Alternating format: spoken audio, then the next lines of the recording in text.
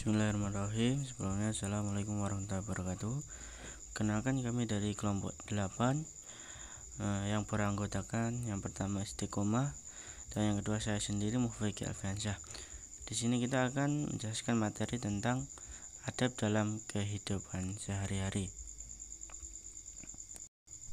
Materi yang pertama yaitu pengertian adab dan dalil tentang adab.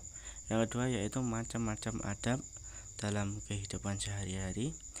Yang ketiga yaitu cara pembiasaan adab dalam kehidupan sehari-hari. Langsung saja ke materi yang pertama yaitu pengertian adab dan dalilnya. Adab memiliki arti kesopanan, keramahan, dan kehalusan budi pekerti, menempatkan sesuatu pada tempatnya, jamuan, dan lain-lain.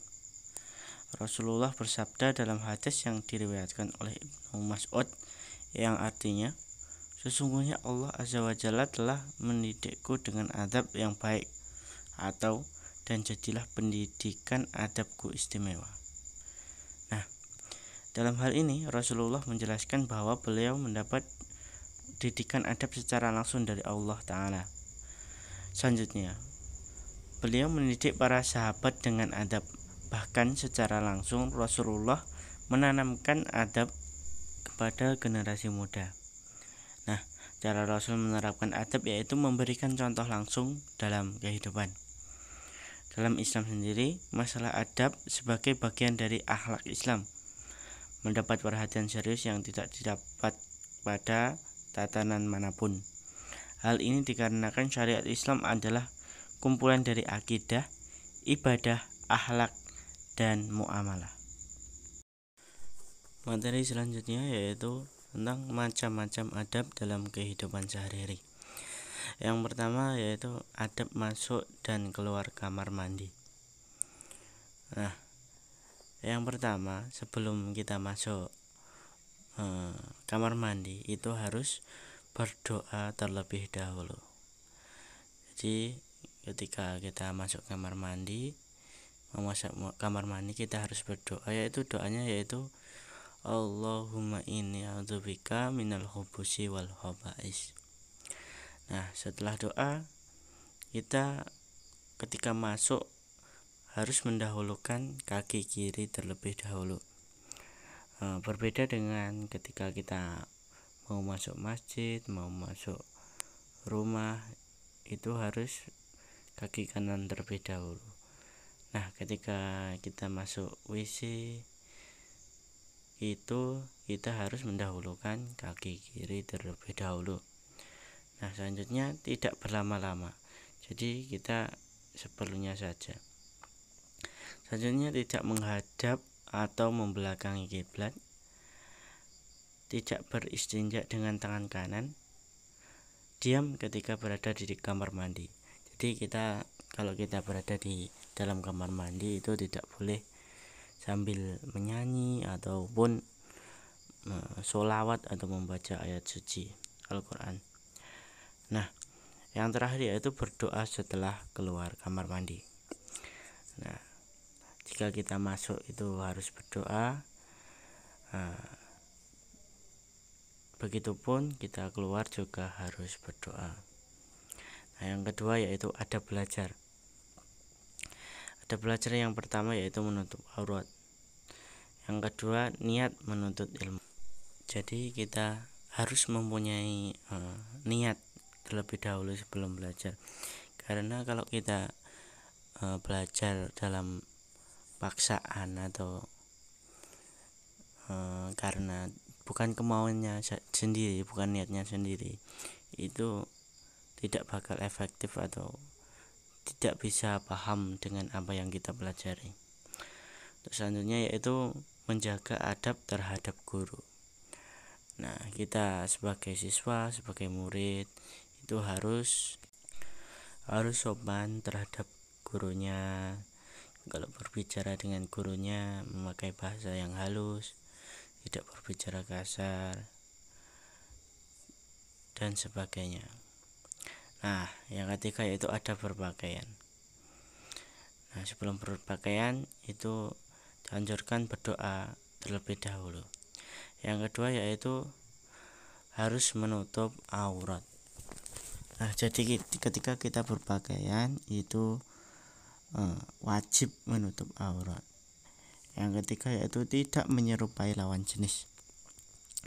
Maksudnya di sini yaitu yang laki-laki harus memakai baju laki-laki sewajarnya seorang laki-laki. Yang perempuan juga begitu, harus berpakaian seperti perempuan. Jadi gak boleh kalau laki-laki memakai rok, memakai gelang, kalung, aksesoris lainnya yang seperti dipakai perempuan, itu tidak diperbolehkan. Nah, yang selanjutnya itu harus memulai dari sebelah kanan. Jadi ketika kita berpakaian itu harus didahului dari sebelah kanan. Nah, hanya tidak memakai pakaian transparan. Ya seperti menutup aurat tadi.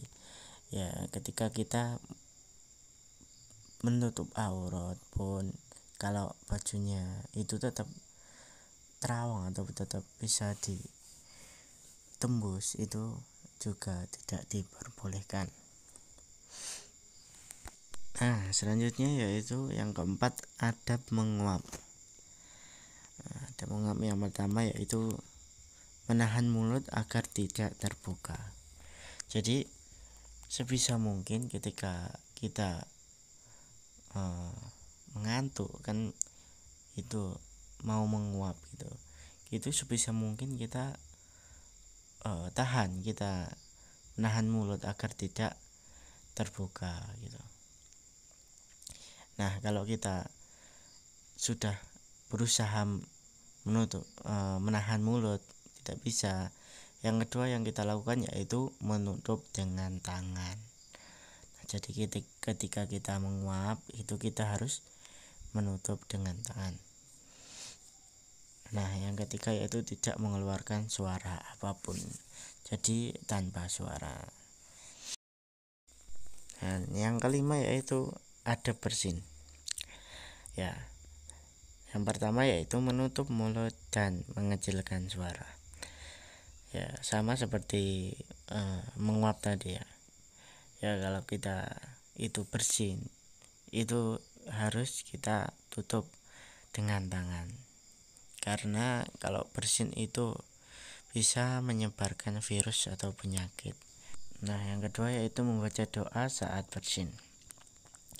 Nah, kita saat bersin, setelah bersin itu harus membaca doa yaitu Alhamdulillahirabbil alamin. Baik, selanjutnya adalah adab makan. Adab makan yang perlu diperhatikan yang pertama kali adalah mencuci tangan sebelum makan.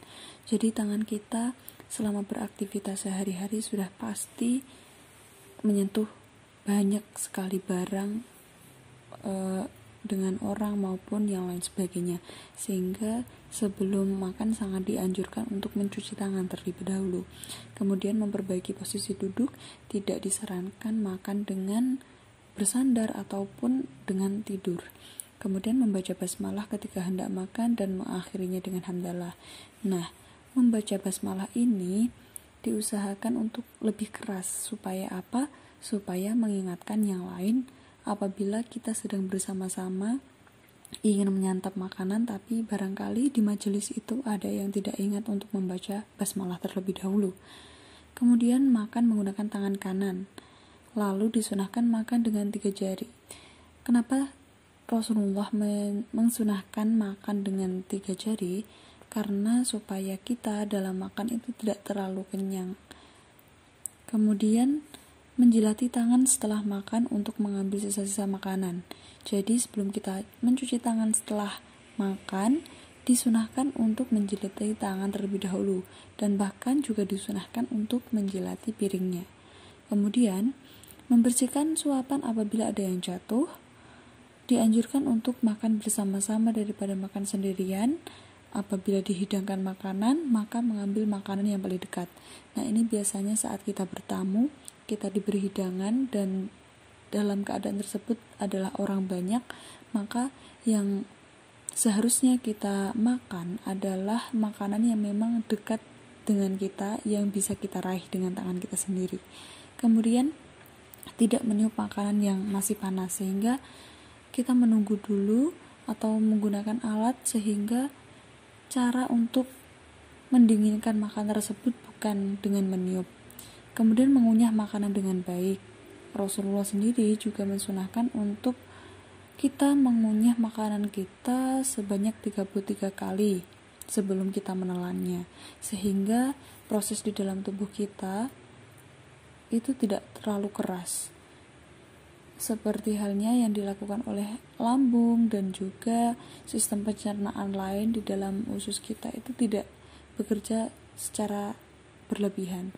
Kemudian tidak tergesa-gesa saat makan, yang juga beralasan untuk kesehatan. Setelah itu membersihkan gigi setelah makan dan juga tidak langsung tidur setelah makan. Sebenarnya Rasulullah sendiri juga sudah sangat memberikan teladan yang baik, dan ternyata teladan yang diberikan Rasul pada zaman dahulu apabila kita hubungkan dengan ilmu pendidikan yang ada di zaman sekarang, maka sungguh luar biasa kecerdasan Rasulullah. Apa yang beliau ajarkan merupakan tidak beralasan atas hal-hal yang sepele, tapi karena memang kesehatan, dan apabila itu dilarang oleh agama maka ada madharat di dalamnya. Kemudian yang ketujuh adalah adab minum. Adab minum sendiri dimulai dari mengambil tempat minum dengan tangan kanan, kemudian minum dalam keadaan duduk. Mengapa demikian? Karena menurut penelitian juga minum dengan berdiri ini akan lebih mudah berpotensi merusak ginjal kita. Kemudian tidak minum berlebihan, lalu disunahkan minum 3 teguk. Setiap tegukan diawali dengan basmalah dan diakhiri dengan tahmid. Jadi ketika kita hendak minum yang sebanyak 3 kali teguk tersebut, setiap tegukan pertama kita bismillah terlebih dahulu, lalu kita meneguk, lalu mengucap hamdalah, kemudian bismillah lagi, meneguk lagi, dan seterusnya sampai 3 kali. Kemudian menahan nafas selama menghisap air dari wadah. Jadi sebaiknya saat kita minum, apalagi kita menggunakan gelas di mana ada ruang di situ yang apabila kita bernafas, karbon dioksida yang kita keluarkan akan masuk ke dalam ruangan tersebut, maka air di dalam situ akan terkontaminasi, sehingga itu tidak baik. Lalu yang terakhir yaitu minum dengan tangan kanan. Selanjutnya adab terhadap tetangga. Yang pertama sudah pasti mengucap salam, yang menjadi bentuk dari ramah tamah dengan tetangga itu sendiri, kemudian bersama-sama membuat kebaikan. Jadi di dalam kehidupan masyarakat sudah pasti banyak hal yang perlu dilakukan secara bersama-sama, sehingga perlu kerjasama juga antar tetangga untuk mewujudkan suatu tujuan dalam kehidupan bermasyarakat. Kemudian membalas kebaikan tetangga, lalu menjaga hak kepemilikan, menjenguk tetangga apabila sakit, ikut bahagia saat tetangga bahagia, ikut bersedih saat tetangga tertimpa musibah. Jadi bukan kok kita iri ketika tetangga kita bahagia, namun kita ketika mereka bahagia harus ikut merayakannya dengan memasang wajah yang bahagia dan mendoakan yang baik untuknya. Kemudian juga menutup aib tetangga. Karena kita merupakan orang yang bisa dikatakan dekat dengan tetangga, maka apabila kita mengetahui aibnya, akan sangat dianjurkan bagi kita untuk menutup aib tersebut. Kemudian yang ke-9 ada berteman. Yang pertama adalah menunjukkan rasa gembira saat bertemu, kemudian memberi salam terlebih dahulu, ramah saat berbicara, menghargai dengan berdiri saat menyambut maupun melepasnya, kemudian juga menjadi pendengar yang baik dengan fokus pada apa yang ia katakan. Jadi untuk kita yang mungkin masih sering ngobrol dengan teman tapi fokus kita masih ke handphone atau dengan yang lain, coba kita mulai dari sekarang mencoba menjadi pendengar yang baik. Kemudian menceritakan atau berbicara hal-hal yang baik saja. sabar menunggu apa yang mereka katakan selesai, kemudian setelah itu baru kita bisa memberi tanggapan atau masukan dan lain sebagainya. Kemudian memanggilnya dengan nama yang senangi. Yang ke-10 yakni adab bertamu. Yang pertama, tetapkan niat sebelum bertamu, kemudian perhitungkan waktu berkunjung, mengenakan pakaian yang rapi dan sopan, mengucap salam, bertutur kata yang baik, mencicipi hidangan yang disediakan, tidak terlalu sering dan memberatkan, tidak memaksa diri untuk datang. Intinya, ada bertamu ini kita ketika bertamu itu harus atas persetujuan pemilik rumah. Kemudian di situ memiliki sopan santun. Selanjutnya, bagaimana sih cara membiasakan adab dalam kehidupan sehari-hari? Yang pertama, tentukan niat dan tujuan. Setiap kita hendak melakukan sesuatu, semestinya kita memiliki niat yang jelas.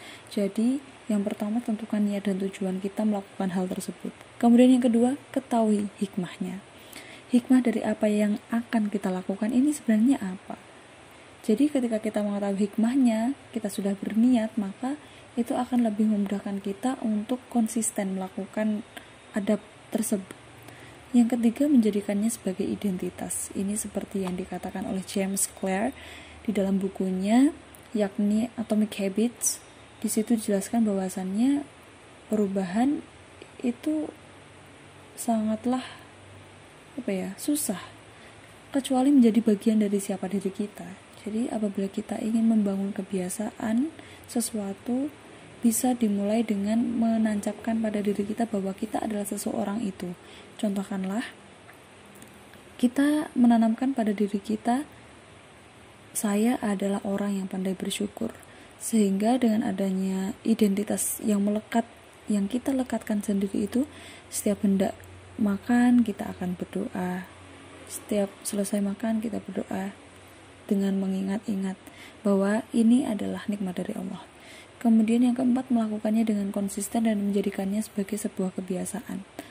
Hal-hal yang dilakukan setiap hari atau sangat sering kemudian tidak kita tinggalkan sama sekali merupakan suatu rutinitas, sehingga rutinitas tersebut akan menjadi sebuah kebiasaan.